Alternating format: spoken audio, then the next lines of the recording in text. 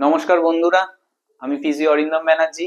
আবার আজকে একটা নতুন ভিডিও, একটি সিরিজ অফ ভিডিও নিয়ে আসছি লোয়ার ব্যাক পেনের জন্য।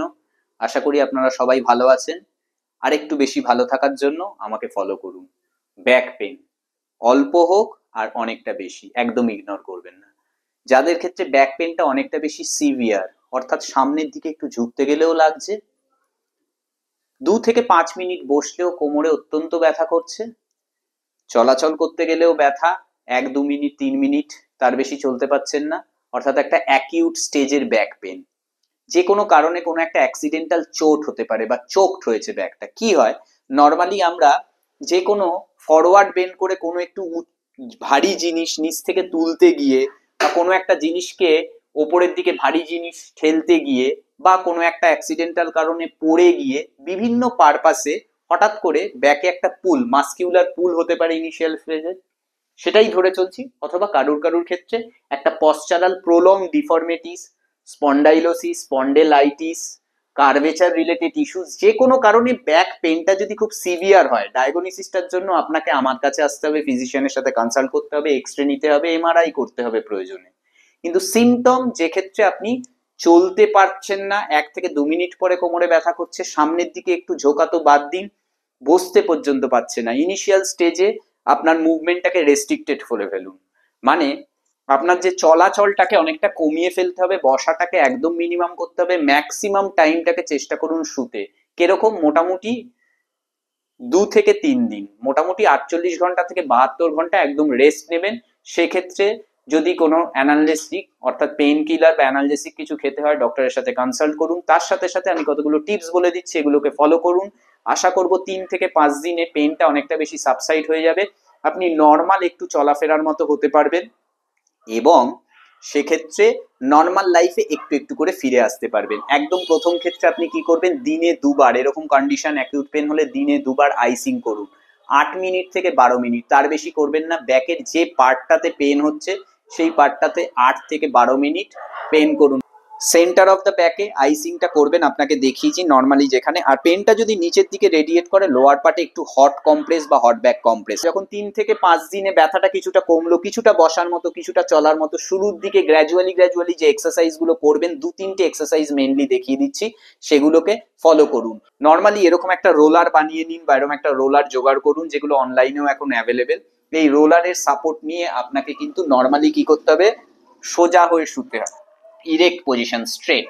পশ্চারটাকে খেয়াল করুন। করে এই যে রোলারটাকে আমি যে রেখেছি, কাউকে একটা সাহায্য করতে বলবেন, করে রোলারটাকে ঠিক হাঁটুর নিচে প্রথমে রাখতে হবে। আমি এরম ভাবে নিজে রাখলাম, আমি ফিট বলে, কিন্তু অন্য কেউ একটু প্রথম দিকে হেল্প করবে। রেখে শুরুর ফেজে শুধু দুটো হাঁটুকে একসাথেই কোয়াড্রিসেপ ড্রিলিং করবেন, অর্থাৎ হাঁটুর এক্সারসাইজে যা করতে হয় তাই করবেন, কিন্তু এটা ব্যাককে সাপোর্ট করবে। এই হোল্ড ইট ফর 10 সেকেন্ড, 1 2 3 4 5 6 7 8 9 10। খেয়াল রাখবেন পা দুটোকে জুড়বেন না, জোড়া করে করার প্রয়োজন নেই। হ্যাঁ, এবার এইটাকে মোটামুটি 8 থেকে 10 বার করুন। এই হোল্ড 1 2 3 4 5 6 7 8 9 10। প্রথম 2 থেকে 3 বার ঠিক হাঁটুর নিচে দেখে করলেন, দেখুন পাটা একটা অ্যাঙ্গেল মেনটেন হচ্ছে, অর্থাৎ ওপর দিকে উঠছে, কোয়াড্রিসেপের টাইটনিং, অর্থাৎ পায়ের ওপরের মাসেলের টাইটনিং এর কারণে। সেকেন্ড বার আরেকটু পাটার ভেতরের দিকে এটাকে নিয়ে নিতে হবে, কারুর একজনের হেল্প নেবেন, নিয়ে এরপরের বার এখানে রেখে কোয়াড্রিসেপটা টাইট করুন, পায়ের অ্যাঙ্গেলটা আরেকটু উঠবে। 1 2 3 4 5 6 7 8 9 10।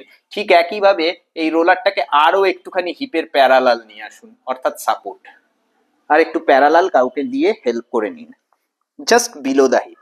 এবার দুটো পাকে এইটার সাপোর্ট দিয়ে, হিপ কিন্তু উঠবে না, টান টাইট, হোল্ড ইট, এরকম ভাবে আবার 10 বার করবে, 10 সেকেন্ড হোল্ড করবেন। 1 2 3 4 5 6 7 8 9 10, অর্থাৎ টোটাল 8 থেকে 10 বার করবেন, 10 সেকেন্ড করে হোল্ড করে। প্রথমে নিয়ের নিচে, তারপরে একটু একটু করে প্রথমে নিয়ের নিচে 2-3 বার করলেন, তারপর আর একটু তুললেন, ফলে অ্যাঙ্গেলটা উঠতে থাকবে। এটা ফার্স্ট এক্সারসাইজ। প্রথম এটা করলেন, করে এটাকে সরিয়ে দিন সিম্পলি, করে একটুখানি রেস্ট দিন। রেস্টটা ঠিক নেওয়ার পর ব্রিদিংটা নর্মাল হয়ে গেল, সেকেন্ড এক্সারসাইজ।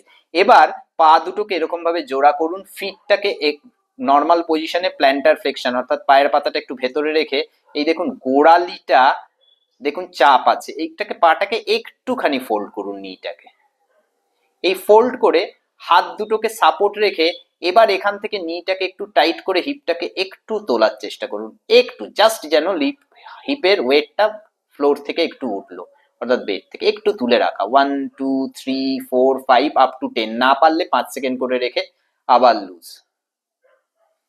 আবার একটা ইনহেলেশনের সাথে আস্তে আস্তে তুলুন অ্যান্ড হোল্ড ইট। বেশি তুলতে হবে না, একটু পায়ের নিচের দিকে গ্যাস্ট্রোক্লিমিনাস অর্থাৎ কাফ মাসের একটা প্রেসার ফিল করবেন, নিয়ের ওপরে একটু ব্যথা ফিল করবেন। যাদের ক্ষেত্রে আর্থ্রাইটিস বা নিয়ের সমস্যা আছে তারা একটু সাবধানে দেখে করবেন, খুব বেশি নি যেন স্ট্রেনোয়াস না হয়। কিন্তু এই হালকা একটুখানি তোলা, lift, not more than that, just ওয়েটটা একটু উঠবে and hold for 5 to 10 second according to your condition. ভালো করে বলছি, বুঝে নিন।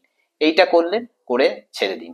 এবার থার্ড কাজ কি হবে, যেহেতু আপনার ব্যথার সিভিয়ারিটিটা আছে, শুরুতেই পা একটা একটা করে তোলা নামানো এক্সারসাইজ গুলো করবেন না। শুরুর দিকে পা নিচেই থাকুক, এই কন্ডিশনে সাইড ওয়াইজ পাটাকে বেডে গ্লাইড করা, নিয়ে যাওয়া, অর্থাৎ সাইড ওয়াইজ টুয়ার্ডস গ্র্যাভিটি পাটা পড়ে থাকবে, অর্থাৎ মাধ্যাকর্ষণ শক্তি বা আর্থের দিকে পায়ের ওয়েটটা পড়ে থাকবে, ক্যারি করবেন না। সাইড ওয়াইজ একবার এই পাটাকে নিয়ে যাবেন, আবার এই পাটাকে নিয়ে যাবেন। ঠিক আছে, আমার এখানে পজিশনের কারণে আমি দেখাতে পাচ্ছি না, আবার এদিকটাকে নিয়ে যাবেন। একইভাবে অল্টারনেটিভলি এই লেগ একবার, এই লেগ একবার, দুটো পা মিলিয়ে 5 5 10 বার করবেন। হয়ে গেল। এই তিনটে এক্সারসাইজ সামনের দিকে ঘুরে করবেন, বারবার বলছি। এর পরের এক্সারসাইজটা আপনাকে আমি বলছি, জাস্ট উল্টো হয়ে আস্তে করে শুয়ে যাবেন। শুয়ে আপনারা চেষ্টা করবেন বাটাকটাকে টাইট রেখে, বাটাকটা দেখুন আমার এই যে গ্যাস্ট্রোক্লিমিনাল অর্থাৎ এই হিপের এই গ্লুটিয়াল মাসেল, এই গ্লুটিয়াল মাসেলটাকে একটুখানি টাইট কন্ট্রাকশন করে পা দুটোকে একটু একটু করে ফোল্ড করা, নাবানো। যারা পারবেন পুরোটা ফোল্ড করবেন, এটা নিয়ে মোবিলিটির উপরও ডিপেন্ড করছে, আমি তো আপনাদের কন্ডিশন জানি না, বারবার ইন্ডিকেশন গুলো বলে দিচ্ছি। হিপের জন্য হিপটাকে একটু কন্ট্রাকশনে রেখে পাটাকে আস্তে আস্তে আস্তে আস্তে ফোল্ড করা, গ্র্যাজুয়ালি নাবানো, রিলিজ করা। আবার কন্ট্রাকশন অর্থাৎ টাইট করে পা দুটোকে আস্তে আস্তে আস্তে আস্তে ফোল্ড করা, নাবানো, লুজ করা। এগুলো কিন্তু অ্যাকিউট পেনের ক্ষেত্রে, বারবার বলছি, যাদের মোবিলিটি একদমই নেই, প্রথম 3 দিন ব্যথাটা কিছুটা কমার পর, তারপরে পরের এক্সারসাইজটা চেষ্টা করুন একটা রেস্টিং ফেজে, মকর আসন যোগা বলে, এটা মকর আসনে রেস্ট, হাতের একটু সাপোর্টে আস্তে করে কিছুটা উঠে, যদি পারেন পাটা রিল্যাক্স, দুটো পায়ের মধ্যে গ্যাপ, পায়ের পাতাটা ছেড়ে দিন, এইরকম স্টেজে থাকতে। কত? 30 সেকেন্ড থাকুন, শুরুতে 10 সেকেন্ড করে থাকুন, আস্তে করে নেমে যান, তাহলে আবার একটুখানি উঠে 30 সেকেন্ড থাকুন। কোনোভাবেই আপনারা ব্যাককে কন্ট্রাকশন,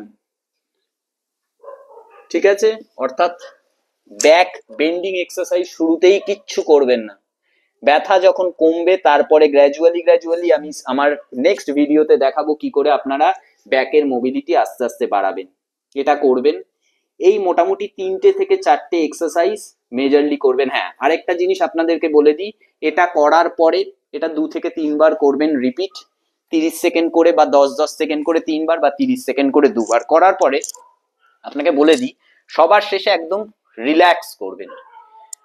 রিল্যাক্স করার পরে একদম লাস্ট স্টেজে গিয়ে পা দুটোকে সোজা রেখে হিপের মধ্যে একটা টাইট রেখে এই ফিটটা আপ ডাউন করা স্লোলি স্লোলি, এটা খুব ইম্পর্টেন্ট।